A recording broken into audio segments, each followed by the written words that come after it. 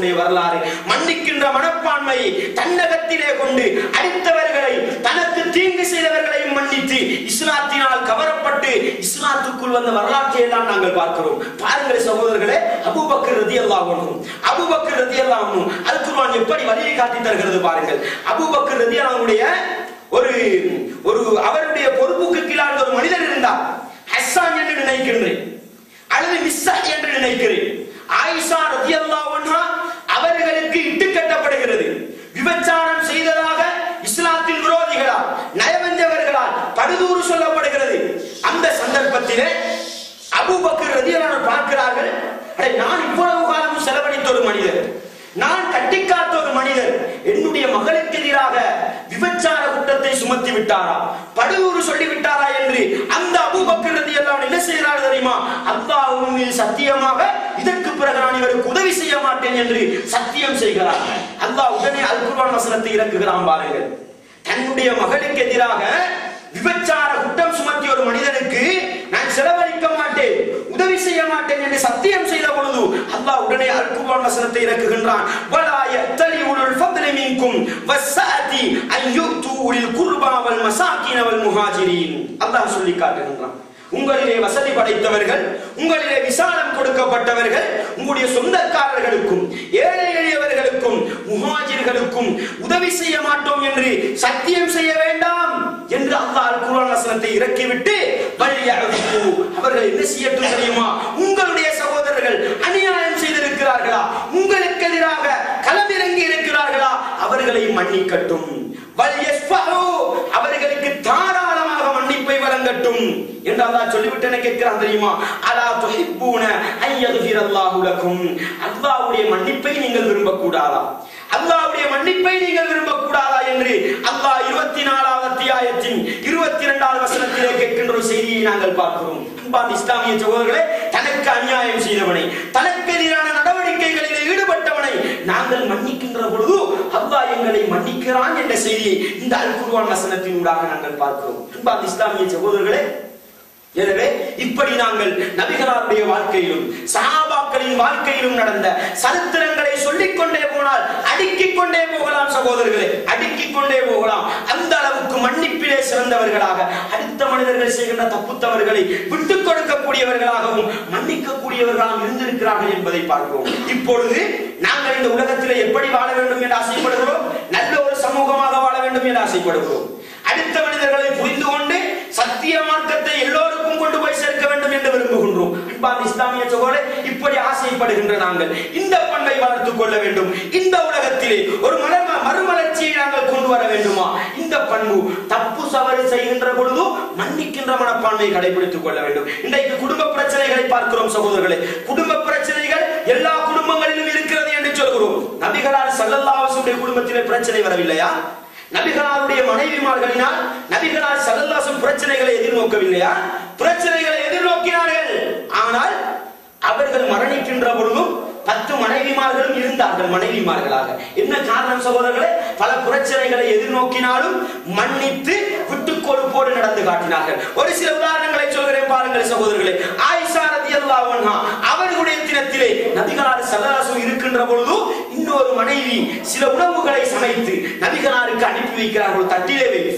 அது நபிகளாருடைய மஜ்லிஸுக்கு வருகின்ற பொழுது ஆயிஷா ரலியல்லாஹு அன்ஹா மிகவும் வயது குறைந்த ஒரு குமரி பெண்ணாக இருந்தார்கள் அல்லவா? நபிகளார் திருமணம் செய்கின்ற பொழுது மிச்சம் ரோசப்படக்கூடியவர்களாக, கோபப்படக்கூடியவர்களாக இருந்தார்கள். என்னுடைய தினத்திலே எப்படி இன்னொரு மனைவி உணவு அனுப்புவார்? அன்பார்ந்த இஸ்லாமிய சகோதரர்களே, அந்த சிந்தனையோடு உணவு தட்டுக்கு ஓங்கி ஒரு அடி கொடுத்தார்கள். நபிகளார் ஸல்லல்லாஹு அலைஹி வஸல்லம் அவர்கள் இன்றைக்கு எங்களுடைய கணவன்மார்களை போல நடந்து கொண்டிருந்தால் அந்த பிரச்சனை முற்றி விவாகரத்துக்கு இட்டு சென்றிருக்கும். நபிகளார் ஸல்லல்லாஹு என்ன செய்தார்கள் தெரியுமா? ஆயிஷா ரலியல்லாஹு அவர்களை அழைத்து, வாருங்கள், 2 பேரும் சிதறிய உணவுகளை பிறக்குவோம். 2 பேருமாக சேர்ந்து சிதறிய உணவுகளை எல்லாம் பிறக்கி எடுக்கிறார்கள். அன்பார்ந்த இஸ்லாமிய சகோதரர்களே, பிறக்கி எடுத்த பிறகு ஆயிஷாவை பார்த்து என்ன சொன்னார்கள் தெரியுமா? ஆயிஷாவே, உணவு எங்களுக்குரியது, நாங்கள் திரட்டி எடுத்து விட்டோம். ஆனால் அந்த தட்டு இருக்கிறது, அது எங்களுக்குரியதல்ல, அது இன்னொருவருக்குரியது, வாங்கி கொடுத்து விடுங்கள் என்று சொன்னார்கள். அன்பார்ந்த இஸ்லாமிய சகோதரர்களே, பாருங்கள், சாதாரணமாக ஒரு மனிதன் வெறுக்கக்கூடிய ஒரு தவறுதான் நடந்திருக்கிறது. ஆனால் நபிகளார் அதை வெறுப்பாக காட்டிக் கொள்ளாமல் நல்ல முறையில திருத்த முயற்சி செய்கிறார்கள். பாருங்கள், இன்றைக்கு நாங்கள் என்ன செய்யும் சகோதரர்களே?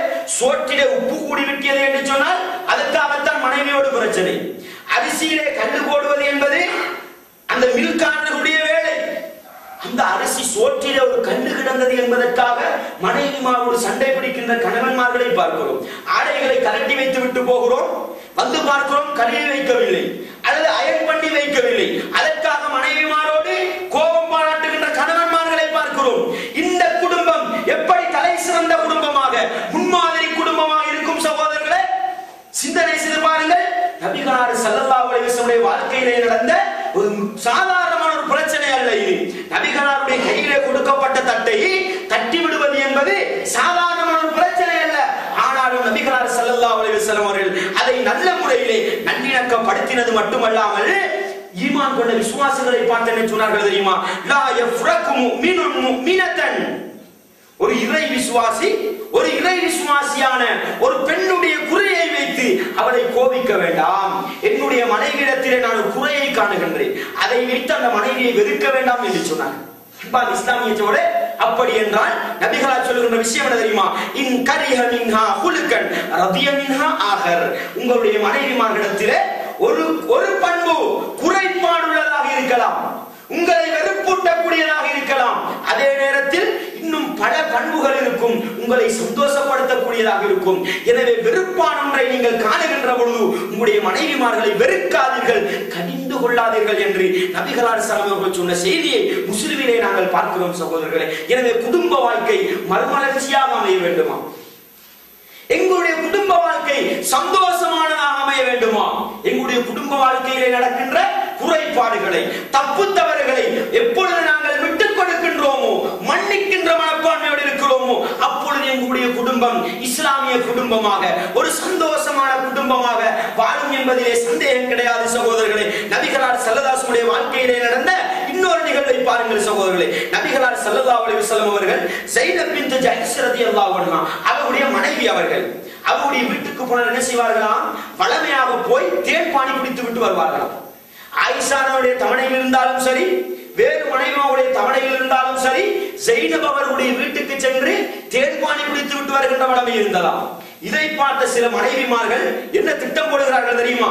ஆயிஷா ரலியல்லாஹு அன்ஹா அவர்களே சொல்கிறார்கள், நானும் ஹஃப்ஸாவும் சேர்ந்து கொண்டு என்ன திட்டம் போட்டோம் தெரியுமா? நபிகளார் எப்பொழுதுமே ஸைனபுடைய வீட்டுக்கு சென்று தேன்பானி குடித்து விட்டு வருகிறார்கள், இது சரி வராது, எல்லோருக்கும் சரிசமமாக பங்கு வைக்க வேண்டும் தானே.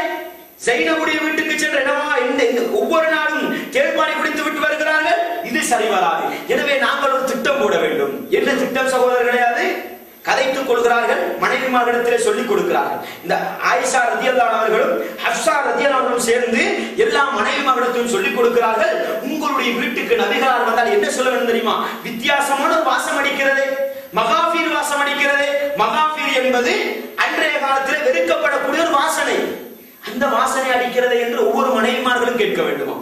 இஸ்லாமியத்தோட நபிகளார் ஹஃப்ஸாவுடைய வீட்டுக்கு போகிறார்கள், என்னப்பா உங்களிடத்தில் ஒரு வித்தியாசமான வாசம் அடிக்கிறது, ஆயிஷாவுடைய வீட்டுக்கு போன வித்தியாசமான வாசம் அடிக்கிறது.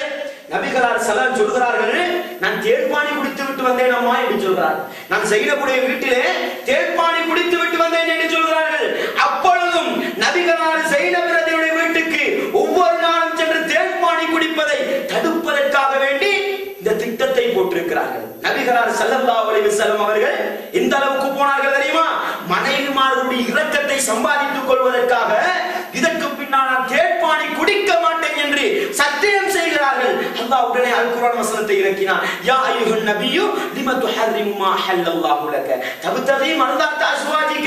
உங்களுடைய மனைவிமார்களின் விருப்பத்தை பெறுவதற்காக வேண்டி அல்லாஹ் ஹலாலாக்கிய ஒன்றை நீங்கள் ஹராமாக்கிக் கொள்வீர்களா என்று கண்டிக்கும் முகமாக அல் குர்ஆன் வசனத்தை இறக்குகின்றான். இப்படி ஒரு கண்டிக்கப்பட்ட அல் குர்ஆன் வசனம் இறங்கியும் கூட நபிகளார் ஸல்லல்லாஹு அலைஹி வஸல்லம் அவர்கள் தங்களுடைய மனைவிமார்களை கடிந்து கொள்ளவில்லை, மனைவிமார்களை வெறுக்கவில்லை. அன்பார்ந்த இஸ்லாமிய சகோதரர்களே, அந்த அற்புதமான ஒரு வாழ்க்கையை நடாத்தி காட்டினார்கள் என்று சொன்னார். எதற்காக இந்த வாழ்க்கை சகோதரர்களே? ஆயிஷா ரலியல்லாஹு அன்ஹா சொல்கிறார்கள், நபிகளார் ஸல்லல்லாஹு அலைஹி வஸல்லம் அவர்கள் என்னிடத்திலே வந்து என்ன சொல்வார்கள் தெரியுமா? ஆயிஷாவே, நீங்கள் என்னோடு கோபப்பட்டால் எனக்கு அது நன்றாக விளங்கும் என்று சொல்கிறார்கள்.